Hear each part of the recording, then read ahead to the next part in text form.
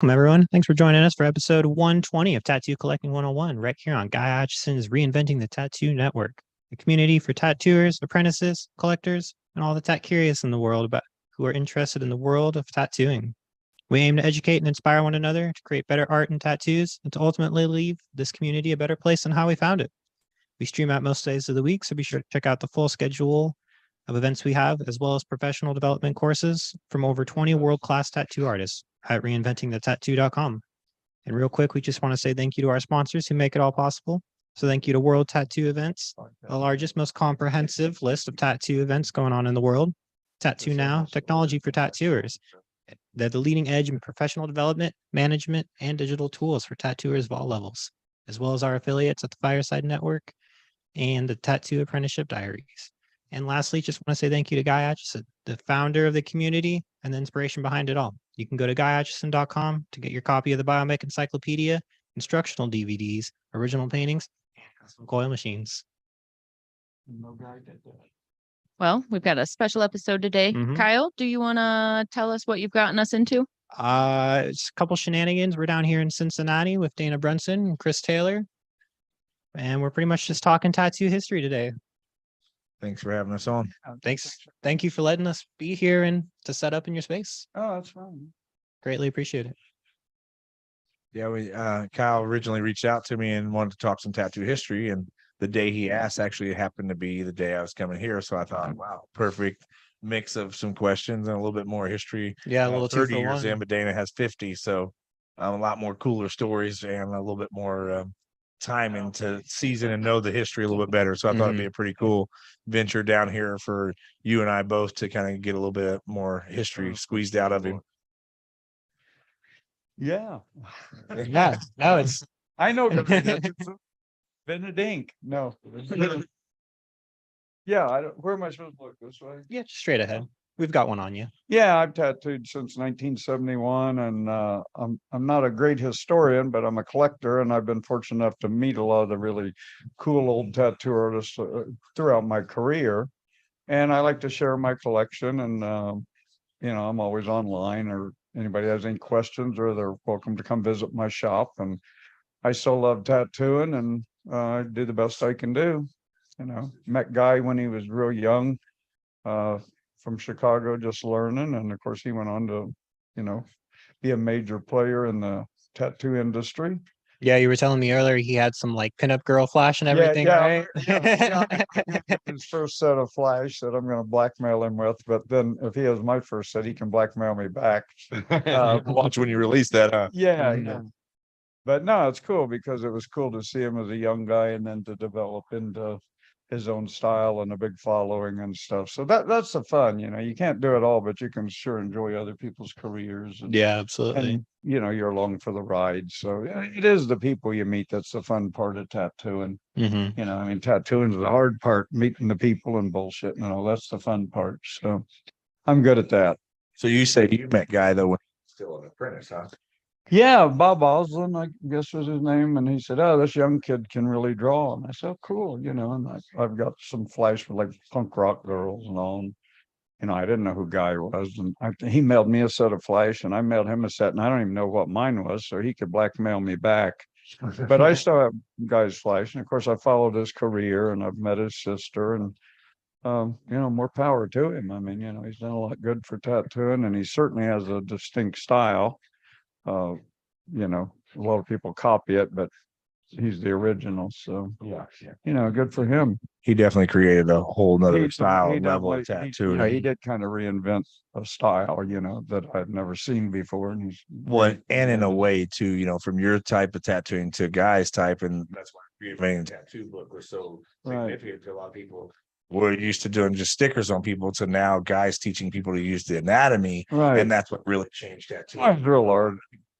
More styles of work than just when people think of Guys. Sure. That learning to use the anatomy really adapted, that, and I think him collecting knowledge over the years to put that together, kind of like you've collected the history, he's kind of collected the knowledge, and see both of you come to this pinnacle point. It's cool. Composition, most tattoos like patchwork, and the composition's what makes it. And you're doing a 2-dimensional illustration on a three-dimensional object. So he's a real artist, so he uses the human form, and that's why he's Guy Atchison. Yeah, exactly.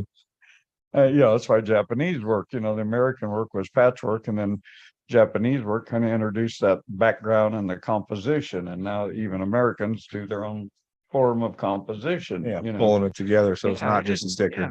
It's all fun. It's all different books in the art library, and they're all important, from folk art to fine art. So I enjoy it all, and I've had the pleasure of seeing a lot of it. So I still enjoy it. I still go to conventions, and I like sharing the history that I know. Like I said, I'm not a historian, but I was fortunate to meet, Cliff Raven, Ed Hardy, of course, is still here, Don Nolan, Paul Rogers. I mean, all those guys. I learned from D.C. Paul that had learned from Spalding and Rogers. I learned in 1971. And it's just been, I can't think of anything else I'd rather. Yeah. Well, I'm still doing it. Learning the tattoo, I still have 6 more years to be born. Yeah, I can't. That was 2 my lifetimes ago. It's 2 your lifetime. So I'm 73, amazingly. And like I said, it's easy to know a lot if you just live a long time. Doesn't make you special, just means I had the pleasure. I means I had the pleasure of meeting all these people. Yeah. And really watching it change. I never thought tattooing would blow up like it has, and all these wonderful artists. And I still enjoy it. I still enjoy looking at it. I can't do it. I mean, I do what I do, Japanese and traditional. I can't do photorealism. I can't do Guy Atchison. There's no sense me trying. Yeah. So that's the cool thing is that we have so many styles, and that's what makes, I think, tattooing so that's right. Why it is. I mean, we used to have people, because Guy would do flash, and people like, yeah, I want a Guy Atchison flash. We'll go to Guy Atchison. That's where you ought to go. I'm going to do like some cheesy knockoff. That's not good. And I'm in a place to design where that body. So right. No, it's just like portrait art. I'm not a portrait artist. Go to a portrait artist. But when I learned, you had to kind of do a little bit of everything. I mean, if somebody wanted to try both, they wanted a portrait, you had to try it all. Now there's I was told as I was learning, like, basically you're a tattoo whore. You do whatever you're paid for. Yeah, you're a plumber. You're doing your job. Well, it's also good practice too to just kind of learn and adapt from each style, and kind of take the different bits and pieces from each style too that you can put back. Well, like Leo come out with a tribal thing. I had to do tribal, which kills me. It's like painting a barn. Leo was wonderful at it. If you want a real tribal, go to Leo. Right. I mean, it's just weird. I mean, when I came in, it was traditional, and then the big Japanese influence hit. And of course, I still love Japanese tattooing, but now it's all this photorealism stuff that I can't even imagine how to do. But it's to make the pattern for some of that stuff is stencil. I'd be coloring the wrong part. I mean, that you have these wonderful artists that are into tattooing now, but I've always said still there's more to tattooing than the pretty picture. To me, it's the experience. I mean, I was just tattooed by Big Mees yesterday. He knew my son. I got my son, my grandson, my wife's name around my neck, my son's graffiti tag. And it was just a real good experience. Mees is a really good tattoo artist, but he's a really good guy. He doesn't have this big ego. He's just a really nice guy, and like Greg James is a friend of mine. Same thing, one of the best Japanese guys, just a really nice guy. I don't have room for those egos. I've been to every museum in the world almost on fine art, so I'm hard to impress. Right. If it isn't the Sistine Chapel or Michelangelo, it's hard to impress me. But if you're a good artist, cool. But just be blessed. A good person is more impressive.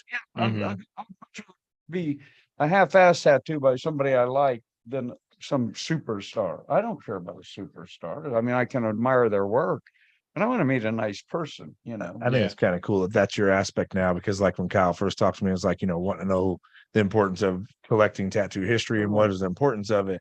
And it's like, I think that is more important than like some of the skills or things, is just learning how to be the right person in tattooing, represent tattooing well, hear these old stories. And that's the importance of it's a good experience. Enrich your whole experience for yourself. Because sometimes, when you're a tattoo artist nowadays, it's so busy.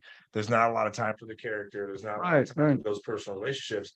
So you can undervalue and not really appreciate what you're doing sometimes. So sitting here talking with you and hearing the stories you've told over the last 2.5 hours or so is just kind of like that really enriches, makes you kind of love what you're doing. But I feel like there's some substance. It is a learned experience. I mean, I want to be the cool guy phase, and then all the cool guys went right by me, but I was That's my problem. I could when I started, traditional stuff's there, and I'm like, hell with that. And now I really embrace traditional because it's American folk art or European folk art. But that's all learned. I mean, you know what I mean? Yeah. I thought I was a pretty good tattoo artist. I still think I'm okay, but I try to be a nice person. Paul Rogers was the epitome of that. He'd share his knowledge. He's a wonderful guy. And we're talking a time when people didn't share stuff. Oh, when people didn't share stuff. I mean, they were really, clans and they'd tell you the wrong stuff to hurt you. And Paul would have people from all over the world to come to visit him. I have people come and I'd share my collection. I've always shared my collection. I'll tell anybody anything I know. There's no secret. I mean, the secret is be born talented. Right. That's the secret. Be lucky to be selected by the universe to be a tattoo artist, and that's the only real secret there is, Job tattooing. Thank God every day, because some poor kids out there working at McDonald's to pay you whatever your hourly rate is. Yeah, I went through a time. Forgot that. I went through a time where like I would always ride my motorcycle this back road to work, and I would be like, man, like so thankful for how blessed I was to do my job. And I loved it. I get paid decent. And in the same breath, I would all of a sudden kind of get feeling bad for the people who don't like their job and they're underpaid. So, hearing the stories and being around like that in Richmond, it's like you say, like, be lucky. The secret's be blessed enough to be a tattoo artist. Cool people. I've worked for myself my whole life. I mean, I've had a couple of petty jobs when I first got out of the Army, but they were even fun. But I don't even know what other people do. Did you do any artwork in the Army, any tattooing or just ditch art or anything like that? I learned when I come back from Vietnam. I had a year and a half to do at Fort Bragg, and I went with a guy and saw him get a tattoo, and I didn't even want a tattoo. It was just a novelty. I always said there was a blacksmith there, I'd be a blacksmith. I kind of learned it on a whim, and because it was different. It wasn't mainstream. I've never been a mainstream guy. Like I said, modern tattooing is great for the wallet, but it lost a lot of the magic in tattooing. I was all about the characters and how weird these guys were. I'm the cabin boy. Those were the pirates. So there aren't any pirates. They're all past in the last couple of years. That was Crazy Eddie, Stanley Moskowitz, Lyle Tuttle. Those were Don Nolan, Cliff Raven. I mean, Hardy's still here. But if you had a conversation with any of those 5 people, you knew what you meant by character. Because I was fortunate enough to have a few of those relationships and conversations. Man, nobody cared really how they tattooed. They were things movies are made of. They had those kind of adventurous lives. They didn't go to art school and get out and become a wonderful tattoo artist. They were 1%ers, and they struggled and they had fun. Yeah, I mean, bikers kept me busy when I got out. Only bikers and military guys got tattooed basally when I in the 70s. In the 70s, yeah, it might be like one woman or a couple of dancers, maybe one black person. It was a real weird thing. There was 200 to 300 shops in the world in 71. 200 to 300 shops in the world. Now, how many would you say there's in Ohio alone? Oh, there's almost 300 in Cincinnati. I moved over in here. Cincinnati, alone? Yeah, in this tri-state area. I moved over here in 77, and we were the only shop in town. And then 86, I bought this building, and then there were 2 shops in town. Now there's shop every week opening up. Yeah, I don't know where to go. I never saw it doing this, and I always thought it would get big. I never knew it would take off to be such an open market. I thought it would explode eventually, like it would fall out of favor. Like what's the next fad? See, I never saw piercing. Piercing was like Gauntlet Enterprises and guys piercing their nipples. And oh Jesus, that was one of the coolest things I ever taken. I went to APP and I took the Fakir. He actually taught a class. On Fakir Mustafa. Man, that was such that class was about history. And I'm not a piercer, but I go to APP every year, and sitting in Fakir's class, like I got all emotional. Everybody's like, bro, you're not even about, I'm like, it's just like the history and knowing like the steps they took. Yeah, he was the godfather of that. Oh man, he founded it. Jim Ward and those guys out at I got to meet Jim, so it was really cool. I got a Jim Ward's book, and got to sit in the Fakir class with Jim, and just hearing that history of the piercing side of it coming in. And as a tattoo artist, I don't know, how long you've been at Kyle, but the tattoo artist, piercing really didn't step into tattooing until the 90s. Right. Like late 90s. They were separate. Culture. They were totally separate. I pierced twice, and all the bikers be like, why do you have 2 earrings? And I go, well, they come in pairs. But I mean, that was weird. Yeah. That was weird. Now every grandma's got like 15 earrings in her nose and her tongue pierced. Oh yeah, yeah. So I don't know where Our shop, I mean, that's probably the busiest side of our shop. I mean, Yeah. there's 20 people a day on a regular basis sitting in a wait. Yeah, I never did piercing. I should have. I mean, that's a big business. I knew the guy that opened the first piercing shop here in town, and I've been to Gauntlet. I used to go out to California. I went to Cliff Ravens in Chicago. Then we moved to California. I went out there, and Jim Ward and those guys would be at a convention. I forget the other guy's name, but then Fakir Musafar he performed at some of the conventions. That was a lot of people don't realize Jim and Fakir actually like have a lot to do with just the piercing side of.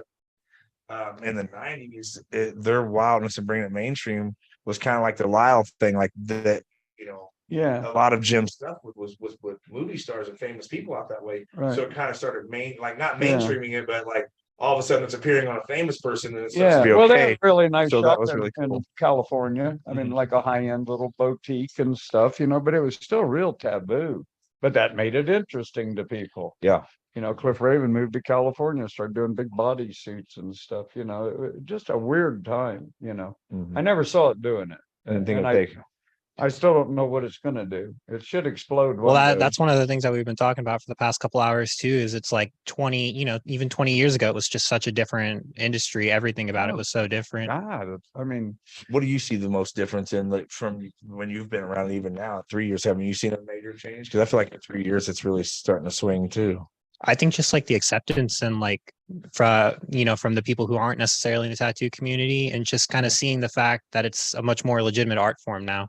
Because, even like when I was growing up, like in the early 2000s, 2005, it was very taboo still. Even then, like, you saw a lot of people with tattoos, but, they had little trinkets and it was like, oh, they're not going to get a job down the road. But now you got people that are full body suits and they're taking. Yeah, exactly. You can't. Right, chefs, doctors, and everyone's got tattoos now. Yeah, most famous or whether it's a doctor or a firefighter or police officer, but like you said, in 1971, it was mostly bikers that were keeping you busy. One percenters. I mean, I rode bikes my whole life, and that's the guys who got tattoos. So, what would you say about acceptance versus what Kyle gets to see for acceptance today?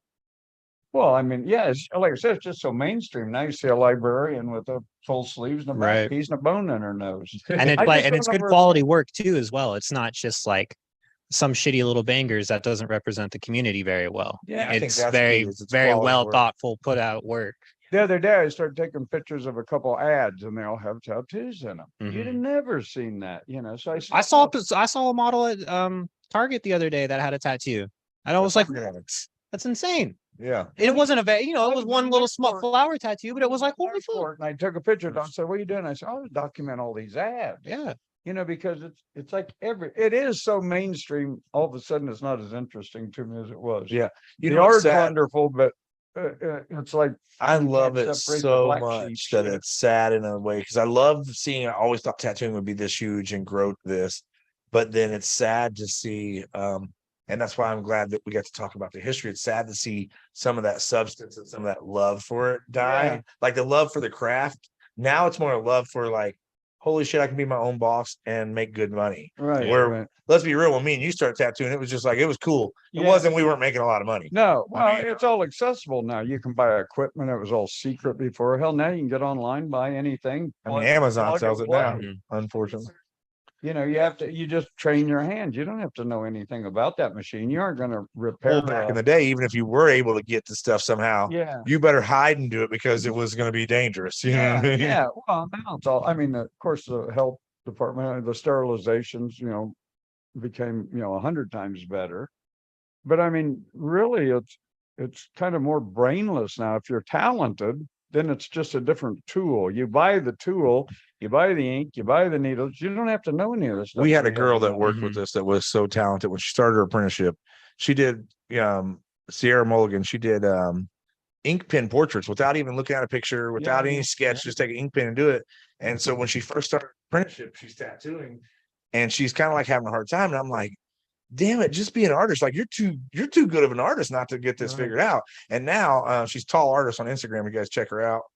Chick is amazing, but it was like, you're such a good artist. All you got to do is figure out this new tool. And she's like, well, what's the best advice? I'm like, I literally, one day she was tattooing. I'm like, look, you're a fucking artist. Figure it out. Like, it's a new tool. Just do it. And she's like, she told my daughter later, she's like, yeah, your dad's advice to me is, you're an artist. Figure it out, like how to use this new tool, which she was too amazing for me to explain anything to her. Yeah, it's just a new medium. Yeah. You're either going to figure it out or you aren't. You have to just, your brain has to go, well, this does this if I do that, like an analytical brain. If you get a wood burner, you have to go, well, if I do this and a month later, you're a better wood burner. Or that's the thing that stuck out to me that you were mentioning earlier is like, for some people, it is just picking up a different tool, So the person who's doing amazing tattoos today could have, they could have picked up a wood burner instead.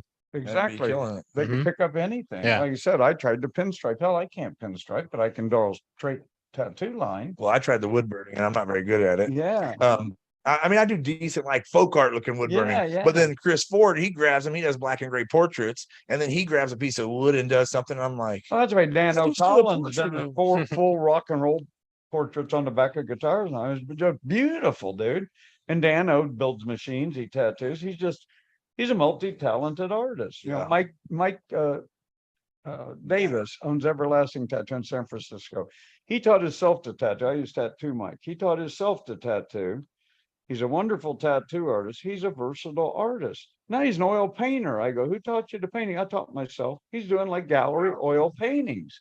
He's a talented human. Some people can just pick up that. Well, I guess, earlier I was saying, the substance is lost because it's gotten so big, but that's the cool thing is like, I won't say that people weren't as good as craftsmen because back in the day they were, but now we're bringing some really amazing artists into this industry that are just, they're just so mind blowing with being an all around artist. Like you said, I mean, some of these guys, you look at their paintings and, it's half the reason they're famous tattoo artists because they're doing all of it. They're all around. Right. Yeah. Well, with the way the equipment is now, a lot of it is just plug in and go, you can't just focus on the art dial. No wonder people want it. It's amazing. It doesn't look like tattoos. Now I'm gone so long. I'm back to, I like stuff that looks like tattoos, which I didn't before. But I like the iconography of a dagger stuck to a panther head or something. That looks like a tattoo. If I see airbrush Arnold Schwarzenegger portrait, you take it out of context. And you take it out of context, it could be airbrush motorcycle. Thing. I like the iconography of tattoo images, which are all derived from something.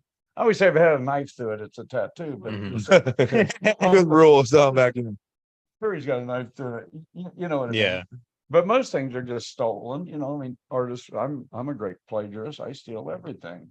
So if you're really creative, like like Guy or something, that's a whole different ballgame. Right. It's hard to reinvent the tattoo. It's just different illustrations on skin. Yeah. When you really come up with your own style, like Guy Atchison did, and some other people have done. Well, your own way of looking at tattooing too. Yeah, that's a whole different thing. Well, especially at the time when like it was just kind of picking stuff off the wall. Not a lot of people thought about crafting it to the client and the way that it moves on their body. Yeah. Paul's like, I'm high. It's Paul, folks. Paul works here and a real good artist. Say hi, Paul.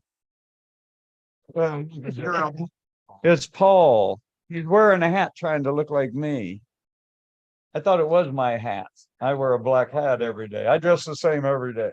Black t-shirt, black hat. Huh? Black hat, blue jeans, black hat, black shoes. It's either means you're mentally ill or you're a genius. I don't know, one or the other. But it makes life very easy. Open the door and get out a black t-shirt. Absolutely. That's my uniform. Yeah. So, I don't know. I was really now bad. Paul's starting to scare me. Yeah, he's already got he's got gray shirt and hat every day, huh? Yeah, if you see me without a black t-shirt, it's probably not me. How long you been tattooing, Paul? 10 years. Cool. Paul's a really good guy and a great addition to our shop, and he's a bad boy. Yeah. No, Paul's like the mellowest guy I know, so he's a really good guy. So there's your fame, Paul. Okay. But no, it is just, don't get so full of yourself. Have fun. There's always somebody better. Make some nice, lasting human relationships. That'd be important when you go. All we leave are memories. I mean, because there's always going to be some guy in a cornfield that's going to do better work than you. And I'm impressed with the work. I mean, there's nothing wrong with being a wonderful artist.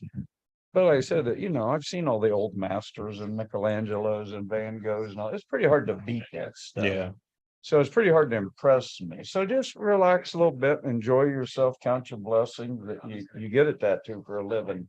While some other poor kids out there digging a hole to pay you, whatever your hourly rate is. Mhm. Yeah. I can't, I can't get over what some tattoos cost. I mean, Well, that's why I also love the convention scene is it gives the clients who are out there digging that hole, and then they come in and spend their whole check with us to, get something that we love doing. And it's also, supporting our families. So the convention scene to me is cool because then them clients get to go show off that work a little bit. But Sometimes you're just collecting it, but you never get to really show it off. You should have a lot of respect for the, for the it client. makes you a better person. I'm guilty of it. You'll judge somebody walking in, you go, look at this goober, and then at the end of the session, he's the nicest person or she's the nicest person you've met in your whole life. Yeah. So if you're receptive to that, it'll make you a better human being, not so judgmental, because everybody judges tattoo people. I've been judged my whole life. Right. And I don't like to judge people, but it's a human trait. So if you really open yourself up, it's a wonderful learning experience. You get to share sadness with people and happiness with people. And sometimes I feel super blessed that they let me be a part of the reason they're getting the tattoo. Like I'm almost so blessed that you let me do it. Like I don't even want to charge for this because I got something out of it. And that happened to me here recently with the lady, and she's like, "What?" And I'm like, "No, like thank you for letting me be a part of like this, story and stuff." Yeah, a kid just called me, said, "Gee, my son passed almost 6 years ago." He said, "Yeah, I want to get his tag." He was a graffiti artist. He goes, "I want to get that on me, Dana." I said, "Yeah, I'll do it this week." That's a compliment of my son as a human. I just had Big Me's do his tag on me. Yeah, that's what my guy Biggins that was wanting to come with me. That he graffitis and stuff, and he knew Jason, so he's like, "Oh man," he's like, "I would love to go get one." Would he tattoo one of his pieces on me? I was like, "I think he would actually really enjoy that." So. Yeah. I mean, he worked with us for 25 years tattooing, and unfortunately he passed. But he's still my son. I talk about him every day. Some people think it's weird. Well, hell, he's my son. Well, and like you just said earlier, in tattooing, the magic is the relationships. And whether it's, your son and Jason or you, but those relationships really matter on how long you really live because your physical body might be gone, but yet you're still alive in the conversations that people about Charlie Wagner and Yeah. Percy Waters. And I mean, you make your little mark. I don't even care if I make a mark. Just be nice while you're here. Like I said, Paul Rogers was a great example of that. You don't have to be all hateful and shit. I mean, you're allowed to be. It's just not my cup of tea. Yeah. But when people share personal stories with you, that's pretty important. That's why I think tattooing is so special and what it's evolved over the years. Before, tattoo history was, people getting tattoos, and some of them had meanings, but now, I mean, people are getting them for some serious. They get their parents' signature or a quote from their mom or their baby's footprint or survival cancer. Married. Yeah, exactly. It's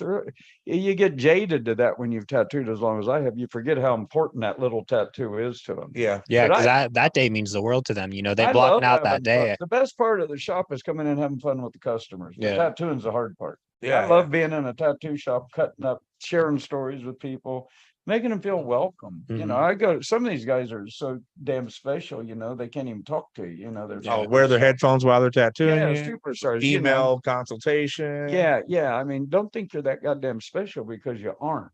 Well, like Al said, I mean, for a client to come in here too, they scheduled that day off work, most likely. It's like a kid waiting on Christmas to get that tattoo. Counting down the days. Right. You're counting them down. There's 11 more days to my appointment. Sometimes you're traveling across the country too. Sure you are. And I always give everybody their nickels worth.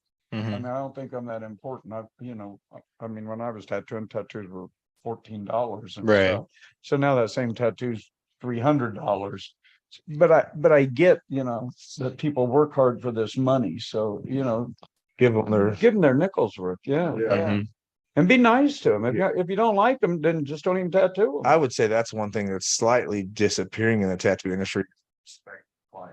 Yeah, me too. It's about egos and how cool I am. Yeah. Well, you can't be cooled off if you don't have nobody tattooed. They don't make skin tablets. Yeah.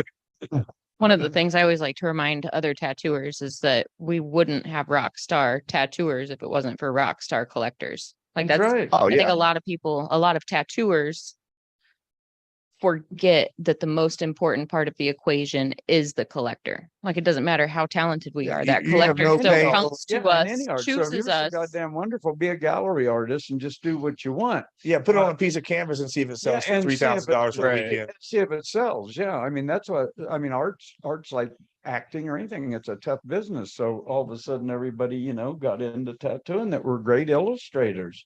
God bless them. I mean, I don't care. I've done it so long. I don't care what anybody does. But our collectors, our collectors that collect the stuff is what man, ultimately why most of us, I feel like, got into it was, and then now I see so many people pushing away the clients and how they treat them. And so I miss the old time tattooing when a client, first of all, it might be the only one that walked in for the week. So you're fucking excited to have him stay on the chair, like, hey, we're gonna have a whole conversation. Yeah, and you made some money. Yeah. And you're like, why you're paying me to do this? But now, I guess it's just like, a hungry man's not going to grab, some food off the floor because there's so much food on the table. Yeah. But, back then we were starving, men. We were like, I'll go under the table to get that food. I mean, I get it. The first convention, all these old guys was there, and I thought they were real cool because they were old tattoo guys. But I remember Eddie sitting at a convention and nobody talking to him. He's like, I've about had it. Nobody cared. And I've been that young knucklehead before where I just wanted to be the cool guy and do my art and get recognition. It's hard not to because you're proud of yourself. Well, which you should be. I'm still proud if I do a good piece, but it's just it's the secondary part, Like I said, the people are important. I mean, if I want to do a good piece of art, I can go home and draw it on the drawing table. Right. I've thrown away better drawings sometimes than I've had to tattoo on people. Yeah. If that's what they want, my job was to do it. Now I'm the guy I don't like. I'm kind of picky. I do kind of what I want. I never liked that elitist. Yeah. I would tattoo anything anybody wanted. I try to be fairly open. I keep a selective Well, there's just people sort of better- attitude, but there's I don't people think I'm that better guy at that. stuff than me. So I'll just say, look, I do it, but like that guy's better at it. Yeah, you don't want me doing a portrait on you. You'd rather Yeah, I have used Sloan to do do the portrait on portraits you. You know what I mean? like character line drawings with minimal shading. Yeah, that'd be me. Then I have girls that work with me, a portrait artist. Well, why would I ever do a portrait? I'll do a wizard, but I don't want to do your grandma, because it's not going to look like your grandma. Oh yeah. I mean, we even send people across town sometimes. to Oh other yeah, shops, you know? I'll send people wherever they need to go. We don't do piercing. I always send it to other shops. I try to get along with any shop. Anybody's welcome in my shop. If they got a problem with me, that's their problem. I don't have a problem with anybody that tattoos. Yeah, I found that out. Some shops are real welcoming to people. And with the Indie Tattoo Expo, I've been traveling a lot to shops. I've went to roughly 160 shops.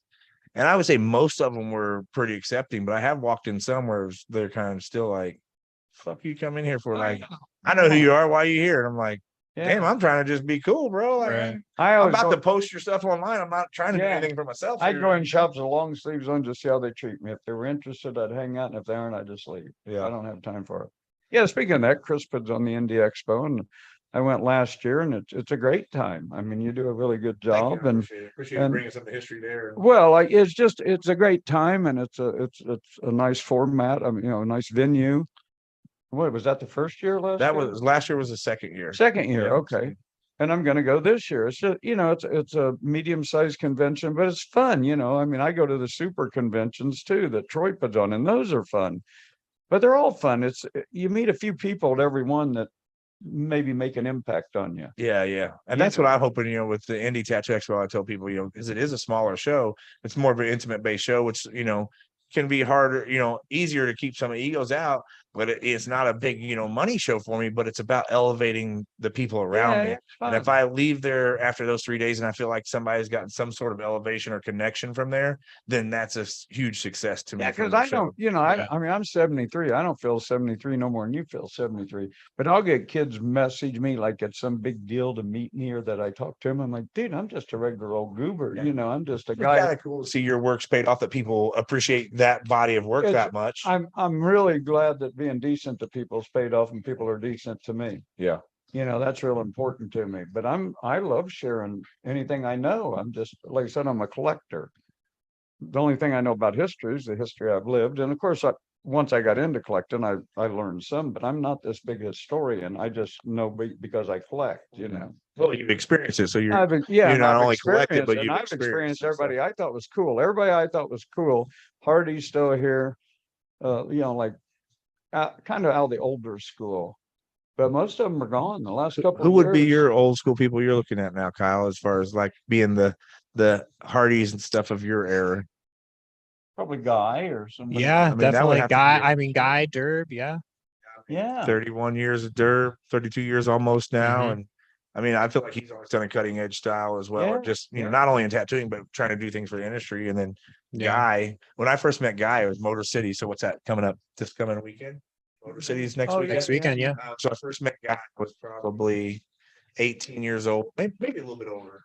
but he had just started tattooing, Yeah. and he still had the crappy black sleeves of just crap. Yeah. And my buddy was just this huge guy fan. I barely even knew who he was. I just a friend of mine I worked with just was mad crazy about Hi, it. Paul. Here he goes, ladies and gentlemen. There he goes, Paul.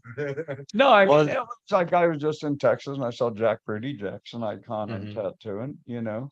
But still too old for someone like Kyle to follow their body of work necessarily or be inspired by them, I feel like. Well, yeah, I mean, yeah. Somebody walked by Jack and said, "Hey, hey, Charlie." I think they thought he was Good Time Charlie, and then Jack's looking at him like, "Oh, I'm sorry, hi, Jack." And I'm like, you know, we've all kind of been and gone, as my son would say. There's all these new superstars. That's the way it's supposed to be. Yeah, but it's awesome that you got somebody like Kyle that's out here trying to dig back up and learn about those superstars. So that's the reason I go to conventions. There's still young people that give a shit. The biggest thing of like inspiration for me. Yeah, the biggest inspiration for me too, between like Guy and Derb, is like, yeah, their work's amazing, but like what they've done for the community, that's the kind of stuff that I strive to do in my time, you know, once it's my turn.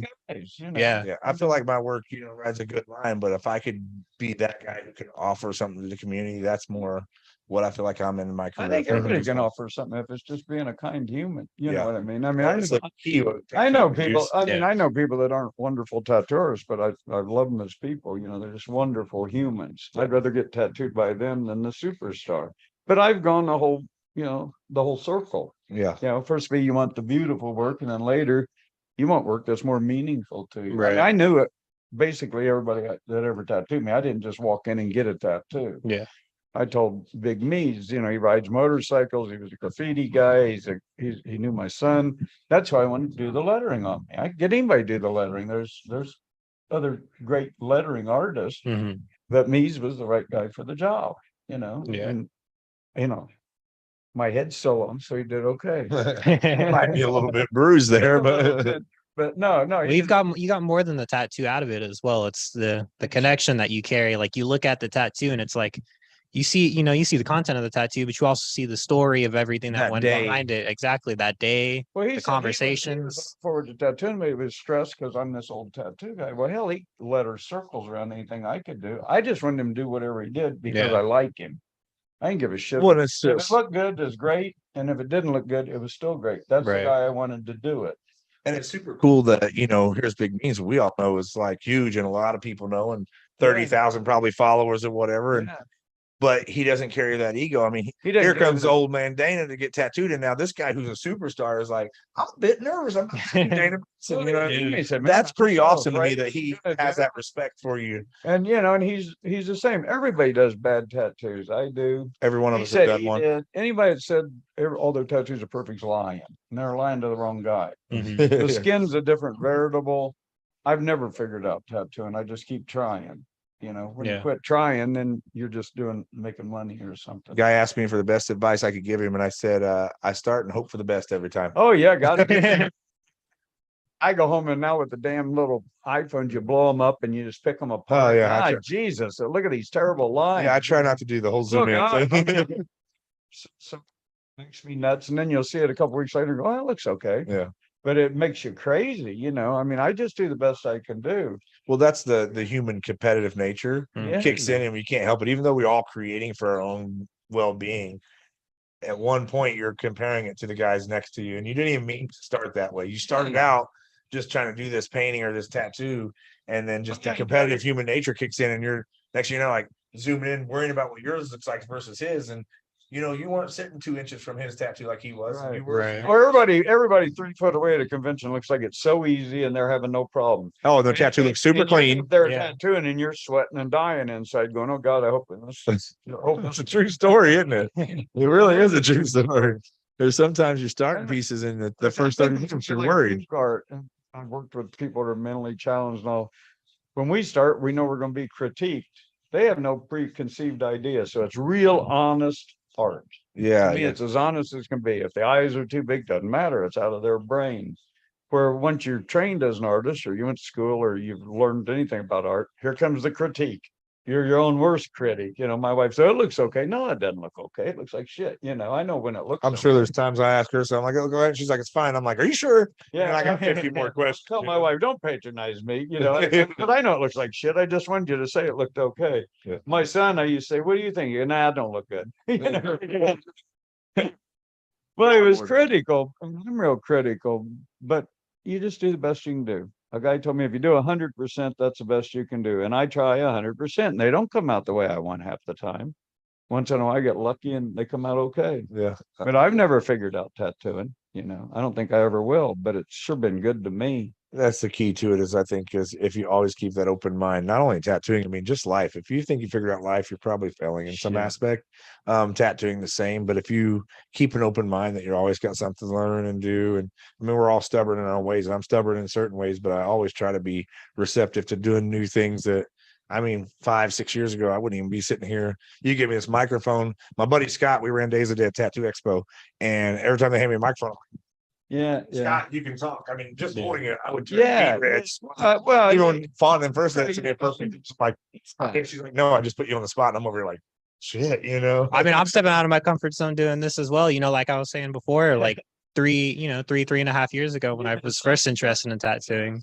Okay. I wasn't the most interested in the history, but now here we are learning it. Everything. Yeah, it's intimidating to get on here. So Remember, you can mail me gifts. No, it's weird. Like I said, after we lost our son, dude, our whole life changed because I was blessed. But you don't control anything. Just get out there and do your best. If you're lucky, you'd have 100 years. You probably aren't that lucky. Well, you went through the years of, like you said, going and meeting, Paul and them and being kind of nervous and looking up to them guys. Oh God! And then now Kyle's meeting people and looking up to them, so it's kind of cool. It's almost that sign. Yeah, that was one of the best things I think, and it would happen here on this podcast. My daughter was on there, and Guy was talking. And he was actually on there that day. And one of the best things, like, I mean, it's all this cycle. Never try to beat somebody else, because someone's going to be looking up to you later. And the stuff that he had said to my daughter just made so much sense. It kind of resonated to me. And quit trying to catch up with people and just be who you are in that moment. It's funny. Trying to catch up with you, If the world's worst tattoo artist lived the longest, he'd be cool. Yeah. Everybody'd want to go talk to him. Just no matter what it looked like. Because he lived this long. Doesn't matter about his work, It's all about how you market. Yeah. It's very true. It's purposefully like this, actually. Yeah. It's part of the style. Yeah. I never thought I'd be the old tattoo artist. Mm-hmm. I still don't feel like the old tattoo artist. That was all those guys that I worshiped. Right. And they're all gone. So now I'm falling into that, but it don't feel any different. I mean, it's weird. Mm-hmm. I don't feel whatever age I am. Well, it's pretty cool. You made your old tattoo. I still just laid down a killer piece on my leg. Yeah, but decent time, terrible tattoos. I just love the whole group of tattoo elements, the people, the shops, going in shops, and it's really changed. That's why I love doing the shop drops and going around to all the different shops. And I mean, I walk in some that are traditional like this, and I get to see history, and I walk in some that are so modern that it's fascinating to see that they're all flat screen, and it's so cool. You're young and you're interested in the history. That's why I go to conventions. If everybody was just cool superstars or ink masters, there's no need for me to go. Right. But there's kids that really, they think that you've got something to share with them, which I do. I try to share my collection, if nothing else. I mean, I'm no genius and I don't have no words of wisdom. You just try hard and have fun with it. Yeah. But if I can help out one young kid, then that's great. That's my job. But when that quits happening, then I just won't go. Yeah. I love it. When we did Days of Dead Tattoo Expos, when I first started introducing the history, and I have a small collection, so I brought it out a couple of times. Filled up 2 cases to see how the young guys would react. Yeah. And it was almost just mind-blowing that these guys were actually interested, because even some people at home that aren't interested, they're just not interested. They're around you every day, they've already seen your stuff, but these kids were super stoked to look in there. And then also, like, having Travis from I can't think of the name of the tattoo shop right now, but in Kentucky, he came up and found a book of him in there. Like I had an old national book and found a picture of him when he was in his earlier years. And he was like, man, can I see that book? And so it was neat to have that available. And then when starting Indie Tattoo Expo, asking you guys to come out and then seeing how many young guys like went up and surrounded your booth and were fascinated with it. Yeah, was just weird. It was kind of neat, but it's weird. And then when he called me, he's like, hey, I want to do like a report of tattoo history. I was like, this is awesome. Like, Yeah, I mean, we go to Europe, we neat. go to tattoo shops and we go to tattoo conventions. That encompassed my whole life. And so just enjoy it because it goes real fast. Mhm. You know, I mean, I should be like 50 or something, you know, I mean, I can't believe I'm 73. I mean, that don't even make sense to me. So just enjoy your life and have some fun, you know, don't get so serious about it because it can change in a minute. And it is the memories that you take with you. You know, you're not gonna take the art with you. Who gives a Or shit? the money, Or the money. You sure in hell ain't gonna or take the money Instagram with you. followers. It's all about the Instagram experience. followers. Yeah. But the people that remember you after you're gone, that's the important part because that's as long as you're gonna live as the last guy remembers you. Mhm. So if you made a little mark in this history or something, and there's one guy that remembers you 50 years from now, you did okay. You know, a lot of people don't have that opportunity. Yeah, to have that where somebody cares 50 Yeah, years yeah. after their passing. Just be appreciative for what the hell you do. Because like I said, there's a lot of people out there that are wonderful people that are really struggling to make ends meet. And Oh yeah, you and know, they're doing their best too. they're doing their best. Well, yeah, I mean, a lot of them's more talented than we're ever going to be. They're just in a different situation. Yeah, I swear by that all the time. I tell people like I truly feel blessed that the universe chose me to be a tattoo Oh, me artist too, man. for I mean, so many reasons, and that being one of them. There's some great people out there, and they're trying their hardest, and they're doing great, and they even have decent jobs, yeah. maybe even pays decent. But are they in love with their Oh, job like no, I no, am? You know what I yeah. mean? I'm so in love with my job. It's been detrimental to relationships and myself. And Oh, me too. I you come know. over on my day off and clean my own shop, and I go visit tattoo shops. I go to Europe and hang out at tattoo conventions. I mean, I still love sightseeing, but yeah, it's opened the whole world to me. Yeah. You know, I wouldn't trade it for anything. You know, we've been blessed. For sure. I mean, there's so many times while I'm tattooing, and after I get over that 30 minutes of oh shit, like am I gonna screw this up? Yeah, That it starts looking good, and I'm like, wow, like yeah. man, thanks universe. Like you really like Yeah, how cool is it that I actually got chose to do this job? Like there's so many then if it things goes that run. bad, it haunts you for weeks. Oh yeah. Yeah. Well, You kind of hate yeah. to see the guy come Get a in. walk in day. Of course, you knew you do walk ins and you do the writing. Yeah. Spell correct, and it always is until they leave. Yeah, You know, so yeah, that happened to me the other day. And done with my appointments. I'm like, sit here, do some walk-ins, yeah. and knock it out. Of course, mom and daughter both agree with it. They leave and spell wrong. It's like, how big it is on my house. Fix it. When it kicks your ass, it kicks your ass. Well, there's those that care and there's those that don't give a shit. And I'm only interested in those that care. Yeah. The rest of them, I you know, we don't all have to like each other. You know, True story there. I don't like all the bikers. I don't like all the tattoo artists. You know, if they're nice people, it's okay. But I don't know them. You Now, know, I love it. If you don't like me and I realize it, then I just stop by more often usually. yeah. Well, a good thing when you get old, you don't give a shit if anybody likes you. Yeah. I could care less. You don't like me, it's your problem. I'm real approachable. Yeah. If you want to be friends, I'll be friends. If you don't want to be friends, okay with me too. I'm not going to lose any sleep over it. You know, there's a few guys here in town don't like me. I have no idea why. Oh yeah. Never did nothing to them, but if they said, "Hey, how you doing, Dana?" Success is scary to people though. Someone who's consistently successful is frightening to people who aren't in that same position. And even though they're accomplishing their daily lives and they don't, but they're still just doing their job. And when they look at somebody like you, I mean, coming, figure and by the 1990, and you're still sitting here tattooing, and tattooing's picking up. Some of these people who were looking at you now think you're famous, and now they think that you own the shop and you're the cool guy. They think you think you're a cool guy because your career is just so cool. Yeah, well, that's what they say. Gee, you're lucky to tattoo. Well, they weren't there when I was doing $10 eagles on bikers in my my house.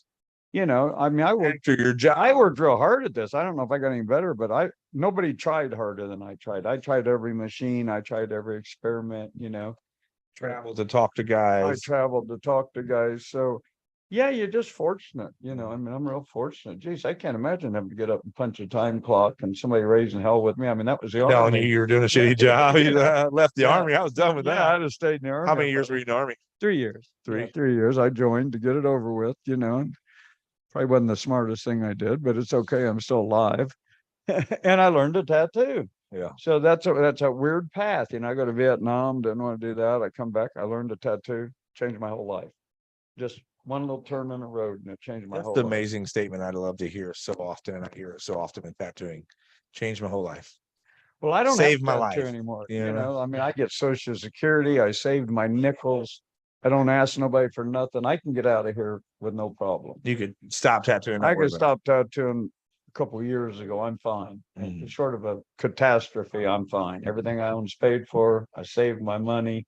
You know, I don't have fundraisers. Yeah. Be able to take care of you. If something happens to you and die, you got it.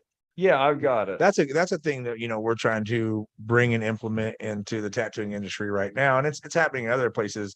But Trina and I, we've started LLC, which is Life Learning Careers. And it's a business that we started to teach artists how to structure themselves. Yeah. So that they're Dana at the end of their career, and not, we won't say no names, but other people that now you go do have funeral cocaine and expenses. wear gold rings, and then at the end you're broke and whining. You can't. You had you can't fancy pay your cars and rent. shit. Well, that isn't my fucking problem. Yeah. You know. It's disheartening because, you know, like, I love to help out and I love to be a person, and charity is one of my favorite things. Me And too. then when I Me see too. this with some of these artists, I'm like, sure, we make pretty good money a month. Like, how here, like, it's the partiness of cocaine, all, you know, not necessarily cocaine, but just Or just pissing it away.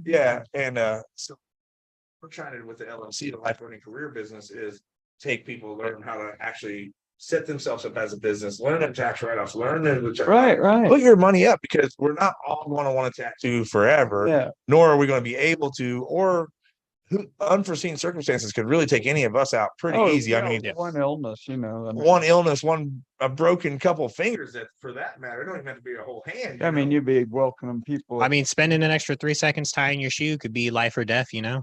Yeah. Butterfly effect of it all leading to being in the wrong place. Anything can be. And that is and true one day stuff. you're good, and the next day you've got a terminal disease. Yeah, absolutely. And you don't control nothing. You cannot control anything in your life. It's just going to happen. So you can try, you know.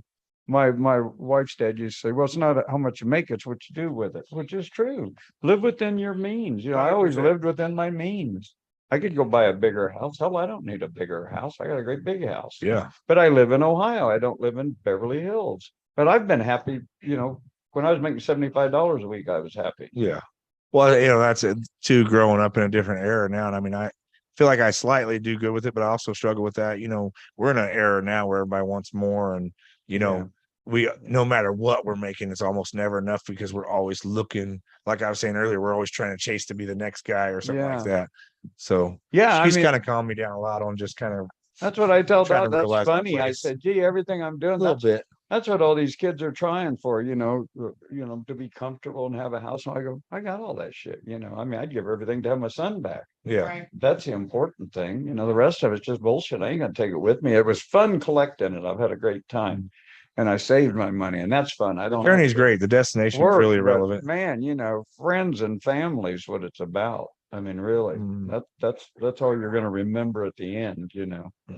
So yeah, I just want people to relax a little bit. I mean, we all know you're cool. You know, go be cool over there. Yeah. We all know you're a superstar, and your God-given talent. Appreciate it, you know. Well, Scott would say, he just told him one time at the show, he's like, you're just a fucking tattoo artist.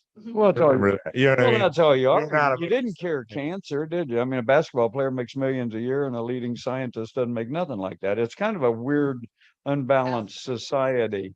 Yeah, you know, I mean, we could come back as basketball players, and fuck that too. And, you know, then you talk about really, I'll just pay you a couple million a year to do what you really like to do. Well, yeah, sign me up. You know? Yeah.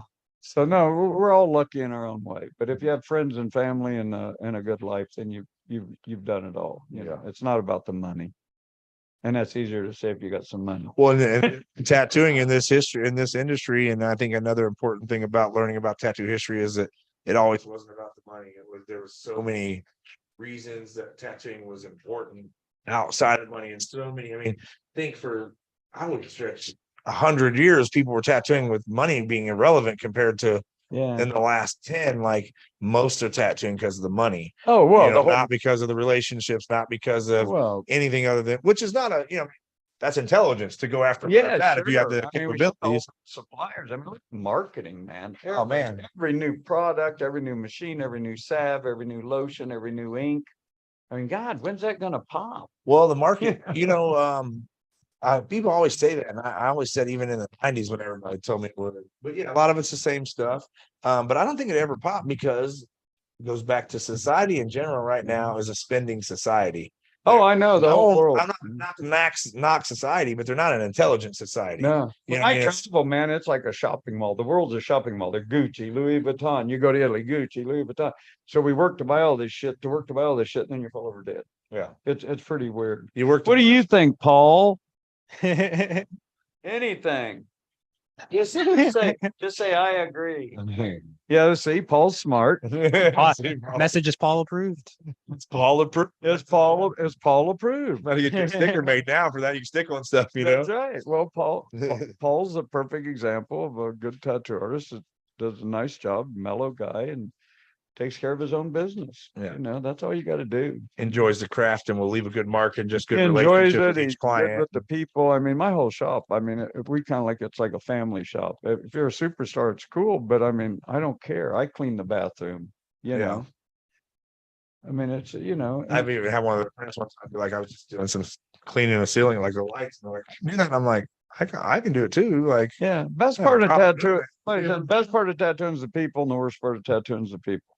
But the best outweighs the worst, you know. Yeah. So yeah, I don't know. Good luck to everybody. Mail money to old Dana's travel fund. We'll have to set you up just an email. Yeah, you know? yeah. I don't want to go fund me. They take part of it. I'll just, I always say that, yeah, send it, or those pictures. Like my mom said I won't get any likes because I'm ugly. So I posted me. My wife said I won't get any likes. Mail $1 to the old Dana's wants to travel the world fund. Hey, I might try that out because today's society that will actually work. Yeah. But no, I've been Like lucky. $1 from each one of my followers.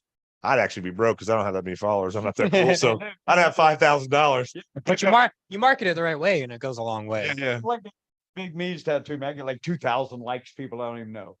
I mean, Me and you, we get 25. yeah, I have like 3 people go again.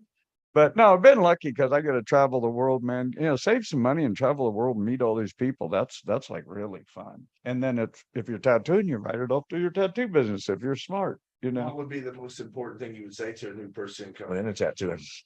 Well, try hard and save some money. Try to get a house. If you can get a house, you got to get all the basics. Don't just live it out.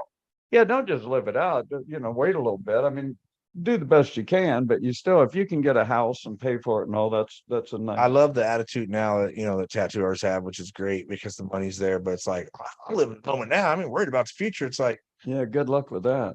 You will be worried about the future. One day you'll be 73 sitting here, Yeah, you'll be 73, and I'm lucky to be 70. And I mean, Dana, hell, he's probably in better shape than me. I mean, I'm 45, be 46, and sometimes my back goes out for months at a time, and I'm not tattooing. So yeah, no, I'm fine. Be aware. My hands don't coil machines. I wear, bifocals to tattoo, but no, I don't have. My knees hurt. I've kicked motorcycles my whole life. And that's the worst is kickstarting your motorcycle. Yeah, Harley for your life. My knees hurt. Yeah. But I can still walk a bunch of miles and shit. I've been really blessed, It's cool. Yeah, lucky stuff. And now I'm being interviewed because I'm old. How easy is that? Just don't die. Well, and get one of old. my favorite things, you got a young guy that comes out here to interview you. Cool. That's something that you really love, and you spoke to me. I'd probably see him on the street. Guy, he don't give a shit about tattooing. I'd the whole stuff. Well, I'd misjudge it. Yeah, young guy. It's cool that you Long-haired hippie. Yeah. But Yeah. I just remember you saying, you like that. So when he offered, I was like, hey, let me check with Dana because I know that you love to spread that to the younger people. Yeah, I do. Find the importance in it. And he's looking for the importance in it. So I thought it was Joey matches. He said, well, Dana, tell us your story. And I started I run off the head, dude. I'm OCD. I ran off the head about 2 hours. Joey didn't ask me one question. Because that's how I'm talking to. Yeah. Because I mean, my goal was just to listen and to observe. I think I've achieved. Yeah. He's doing good. Yeah. It's not a lie, so it's real easy. Yeah. I've done a lot of podcasts. It's the same story because it's the truth, Mhm. You ain't got to find a lot of variables when you're telling the same truth every time. I'll tell people I taught Charlie Wagner, I invented ink, and of course those are lies, but if you believe them, that's okay too. But you get better bullshit stories as you get older. That's like that oceanfront property in Arizona, right? Yeah. Yeah. Well, before we start wrapping up for the evening, do you want to kind of take us down the rabbit hole of some of your own collection again? I know we talked about it earlier, but for this segment. Can we go through some of your tattoos? My what? Your tattoo collection, your tattoos that you wear. The ones that you wear. Oh, okay. Well, Dave Paul, DC Paul, learned from Spalding and Rogers. He did my first tattoos. This one was $32.50. I love the 50 cent thing. Yeah, Everybody tattoos asked me used about to that. be- These old roses that lost all the color, Dave Paul did them. They were $14.50. And they used to be red. Yeah, oh yeah, they were solid red. It's spraying my lymph glands now. Cliff Raven did my Cliff did all this stuff tying together when he was in Chicago. These are all DC. I mean, that's some pretty cool stuff. Some Cliff Raven work. And then, I'm real tattooed. I mean, Don Nolan did my ribs. Don Nolan did my back. Greg James has done some on my legs. Robert Benedetti. I mean, Can we see your Nolan back piece? yeah, it's real old and faded. I just love a lot of Don's work and Back piece. It's a monkey painting mask. Mhm. This is a Don Nolan monkey that I have a Netscape. See no evil, hear no evil, speak no evil. This is done in the 80s, so your back piece was done in the 80s as well. Yeah, and then this is the big meat. It's all bruised. This is my son's name and my grandson's name, my son's graffiti tag, and my wife's name. And that was just done yesterday by Big Man. Yesterday. Yeah. So yeah. Oh, I don't know. It's all backwards. Did I say Coaster or Jason? Costa. Coaster. That's my grandson. You can tell it was done yesterday. Yeah. Oh yeah. It's all. A good station, and he was really fast, and he's really great at lettering and stuff. But like I said, the best part of him is he's a nice guy. That really, I mean, I think I could afford to get tattooed by the world's most expensive, best tattoo artist. I don't care. I want tattooed. I've got tattooed by Lyle Tuttle, his name. I've got Stanley Moskowitz. I wish I'd have got Crazy Eddie, but Eddie wasn't tattooing at the time. He wrote his name on my son's knee, and then Stanley tattooed Crazy Eddie on him. Yeah, that was cool. Yeah. Your client. Did he ever come back? He'd come in and he was he got tattooed by Eddie. He was like, I got tattooed at a shop in Philly. It was like Crazy Eddie, and was like, oh, it sounded weird. And we're like, you actually have a Crazy Eddie tattoo? Like, he didn't even realize. Yeah. No, I was like, dude, you definitely need to come back and get one from Dana. Then you'll have two tattoos for two legends. I ask people, who tattooed you? I don't know. I go, you don't know who tattooed you? Maybe you ought to know their name. Yeah, right. At least know what the shop was called. I mean, I've never just been tattooed by a random person. I have Rambo tattooed me, Jimmy Skew's tattooed friends of mine. Mhm.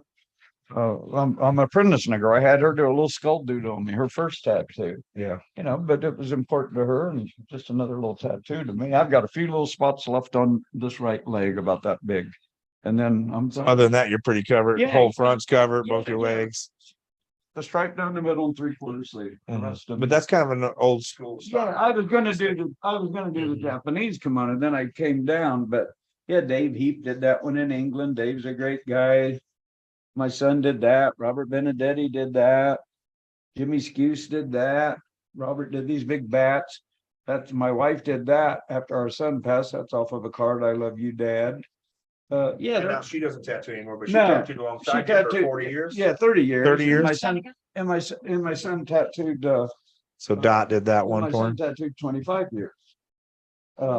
So yeah, we were real funny. This is, like I said, this stuff is, here's my first tattoo. I did that one in 1971, that little rose. Still got some red in there. Yeah, I must have put it in better. And then I stole something off of a stencil and did this. It's Greg James, Robert Benedetti, Horitoshi, Horiyoshi, That's really cool to have pieces from them. Robert Mhm. Benedetti. Yeah, I don't have that many different artists, but they were all kind of people I admired or knew. And- Yeah. I mean, I guess those are. Well, and I mean, it's kind of crazy because, like, to you, just people you admire, but now to like people like me and Kyle, like those are like legends in the industry who tattooed you. Yeah. Pretty much everybody that tattooed you. Horiyoshi, he was at a convention, but his kid was a little bitty kid. Now his kid's Horiyoshi 4. Yeah. But I met him, he was like a little kid in camo and a It'd be cool to mohawk. get tattooed by him now. Oh, it'd be real cool. Yeah. If you had one, you dude, know, right beside his grandpa's. I said I always knew people. I didn't. I got tattooed because I knew of Nakano and Horitoshi, Mhm. Horiyoshi and Horiyoshi. I get them all mixed up. Yeah, they're real close. They're all Horis, yeah. That means to poke, to tattoo. Mr. Nakano is, Horiyoshi 3. and the living legend of Yeah. Japan. But his son will be Horiyoshi 4. But I met his son when he was a little bitty kid. Now, does his son tattoo now? Oh yeah. So Yeah. that's cool. Yeah, it's pretty amazing, But like I said, all the good people I know passed in the past so many years, I mean, Eddie and Stanley and, Bob Roberts passed, LaDan Peace just passed, Shanghai Kate just passed. I'm lucky. And that's all like the last 2 years. We've lost a lot of great people. The last few years. All my heroes are gone. A couple in England that are all. What's that? Should have to go to the bathroom. Come and smile. Okay, here comes. This is a real shop. Here's a customer going to the restroom. Can we have your name? It's a real tattoo shop. So We didn't just stage this cool looking background here. Stage this cool background. When you have a journey this cool, you got a lot I of. mean, Paul's been cranking out tattoos the whole time we've been here. Yeah. And I'm online. I'm on Facebook and Instagram, Dana Brunson. We have designs by Dana on there too, but Dana Brunson, and people can message me or follow me. I'm always sharing antique stuff, and you can message me. I don't have to know. You just message me. If I got the answer, I'll message you back. I have no life. Well, years ago, a few years ago, I didn't know Dana really. I mean, I'd heard of him all my life, tattooing, because I've been in it for, I'm 45 years old. I've been tattooing for 30 years. So I've heard your name a bunch, but until a couple years ago, we just started messaging on Facebook, and then we got some time together and everything, and starting to build that relationship. It's really cool. And I really appreciate that time with you. Thank you. Fun thing. You never know who you're going to meet right around the corner. That's a real nice person. Yeah. Like I said, you're where you can enjoy spending the time together. You do a good job, and hey, more power to you. Thank you. I appreciate it, man. Yeah. So check out the Indie Expo or Chris's shop. Ink Therapy or Indie Tattoo Expo. We're in Indiana. Yeah, art designed by Dana in Cincinnati or Paul. He's at Designs by Dana. The shop has been here since. I've been here since 86. Since 86. I've been in Cincinnati since 77. 77 started tattooing in Cincinnati, but you have this studio here that we're sitting in since 1986. 86, yeah. Yeah, that's a best of time then. Yeah, well, just like Price is Right. There she goes. We cater to the customers. Only some of it's live, Dina. Well, this has been pretty awesome. Are there any questions that you still have, Kyle? No, So, that's pretty much covered. Earlier everything today, I we had. got kind of a flash tour that we'll be sharing somewhere sometime soon. And Eventually. then next week we'll be coming to you from Detroit. We'll be heading up there early Thursday, so I'll be set up somewhere. Terry Welker. Yep. Yeah, nice show. I can't make it this year, but they're good guys. Nice convention. It's honestly, like, before I even knew Derb or was any part of the community at all, the Detroit show and Hell City were like the two shows that I had to hit every year. Even So- before you were tattoo artists? Well, no, I was tattooing, but I That's wasn't I part of didn't it. know anybody yet. I was That's what still I learned. It was by just myself. after the first convention, it was just national, had a convention once a year on one coast or the other. Then JD Crow and Dennis Dwyer had the tattoo tour. And that was really fun. That was a little, Fred Saunders helped them open up the tattoo tour. that was a looser, but now there's a convention every day. Every We're weekend there's a having a handful. Mayor's Ball was like the first biggest one that happened, right?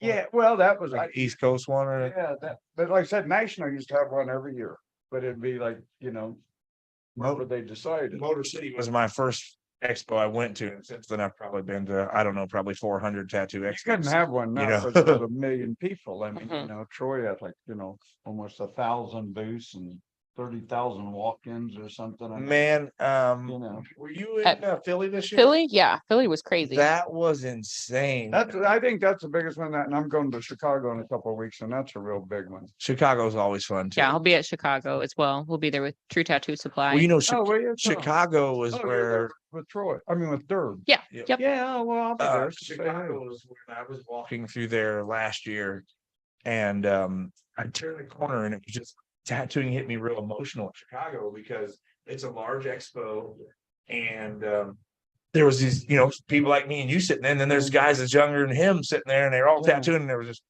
And it was, I looked around and just seen this massive room of, like you say, 900 tattoo booths.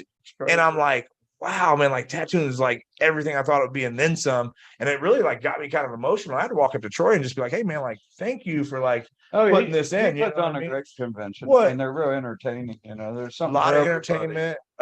And you have to give again. I tell people all the time. I mean, who else has marketed tattooing Yeah. like Troy across the country to make it? It's know, a whole tour. I mean, well, Like, and he's yeah, marketed Artists have made their whole careers and have some come up tattoo through the artists villain probably arts tour. wouldn't exist. So he's got it down to a science. Mhm. There's a lot of artists that probably wouldn't exist.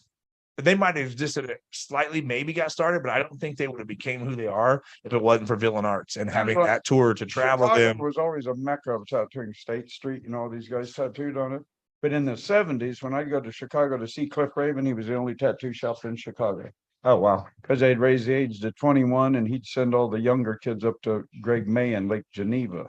The Cliff was the only shop in Chicago. Can you imagine that? That's neat. And now, Now there's like 4 One million shop. shops in Chicago, which are great shops up Yep. there. well, I think that's the cool thing. You know, we keep going back to why we're talking about this is knowing that history and knowing like how lucky we are to be publicly accepted to be at this level too. You know. Oh yeah, I think about like, oh, cool. You know, used to be one shop, but if it was full and you wanted to be a tattooer, you're just ass out because somebody had to die or quit. oh or, yeah, whatever. Now, Well, there just wasn't that many So people. I open. mean, we were the only shop in town. Hell, I'd set 3 days and hope I did a name or something. oh yeah, You you know know. why we were all early to work in the early days because if only one person came in, the first one never got to do it. Yeah, Yeah, because they don't give a shit because there's enough work coming in. But when I was a kid, you showed up 7 days a week. You showed up first because if that was the only guy that came through, yeah. you were doing it. Well, I worked the night. My partner worked noon till 5, and I worked 5 till 9. But I'd always stay later. But we were just a 2-guy shop. Yeah. You know, and I mean, it just wasn't popular. You know, we made a living, but it was kind of like we were lucky we made it. When I first started tattooing, Rabbit actually had a private studio set up in his home. That's where I learned how to tattoo at over there in Eagledale in Indianapolis. Yeah. And my main clients were only kids I was going to high school with. I mean, Yeah. it wasn't an open studio. From that point on, he introduced me to Mike Myers, which went by Cockroach. And I worked at a shop named Tattoos by Cockroach. And then that's, I'm Never had one of 7. those cool Yeah. names. I never had. That's why all my old friends they call me Chris motherfucking Taylor because Yeah. I work with Rabbit taught me, and then I work with Cockroach in my first shop. So they're all like, "What's your nickname gonna be?" And I'm like, "Chris motherfucking Taylor." So now it's funny. I always tell people like, and you can tell when they walk in the shop, first thing they say is, "What's up, Chris motherfucking Taylor?" And I'm like, "That dude's known me for 30 years." You can tell. You know what I mean? Yeah, I never had one of those cool sailor. Yeah. You know. But that's when I started getting busy. Then A joke. I stamped some flags 1949. That's when I was born. You know, people go, "You tattooed in 49?" Oh, hell no, I was born in 49. Not 200 years old. this dude's really awesome. I just got tattooed today by this guy's 173 years old. The mail money. Yeah. No, but yeah, I'll be in Chicago, and this summer I'll be in Italy and England and Amsterdam, and it's all tattoo stuff. All the places. All the places. All the Yeah. cool places. Yeah. He'll be at Indy spreading a little bit of That's a little right, bit of yeah. history. Yeah, So I'll be there. Yeah, that's a good close one, and like I said, a nice one. You have a classical violinist. oh, Again. you I'm so glad you brought that up. He's awesome. killer. There is Mhm. in the last month, I've had every single artist that's worked my show says something about Polly. So nice. To Polly just the hear- violinist, I think that's her name on Instagram too. Yeah. When I first was like, I'm gonna bring a violinist, I thought people are gonna think Chris Taylor has lost his mind. Yeah. Like, and then I was like, how many people are gonna bitch to me about hearing a violinist? That was cool. Jamie Carino coming to me at the expo, and she's like, "Thank you for letting me sit up to her every day instead of some crazy music." You know? Oh yeah, God, It's used to be that heavy metal on this side, hillbilly shit on this side. You can't hear your own machine run. and- Oh yeah. No, it was really nice. The violinist, I love to hear you say that because so many people comment on her, and that was one of those things I did with like, I think this is totally doesn't fit tattooing. Nah, fit it But the right. 1920s vibe, the violinist, and realizing that violin and music and all that is an art form and it created together. And if you look at the 20s, that's when it all started marketing together to become entertainment and value. Yeah, no, I Mhm. enjoyed it. Yeah. Well, Yeah, see everybody out there in the tattoo world. yeah, we'll see. We'll definitely see one another on the road. We'll be coming to you next week from Detroit. We're probably going to have, maybe we'll do the Pittsburgh footage from Detroit. Anyways, We'll make it work. our schedule's gotten ahead of us. We've got too many shows to talk about and too much collecting going on. We can't keep up now. We need It's more days. travel season. More days. Now, That might be a bit much, huh? but yeah, we've got a lot of really cool things going on. Tune in next week. We'll be live from Detroit. I'll probably be set up like out in one of the hallways with like the setup commotion going on behind me. We plan on getting there early and getting set up fast. We've got a pretty quick setup team. Are you coming to Detroit, Kyle? I'll pop in on the weekend. Nice. So if you're in Detroit, come see us. Other than that, we'll all be together again in Indy and then in Chicago, I think. Awesome. So Great. Cool. Awesome. See everybody. In all right, guys. Well, we're tuning out. We'll tune back in next week. Thanks for joining us. Yeah, thanks for Thanks joining. for having me. Bye. Say bye, Paul. So when do you guys air this?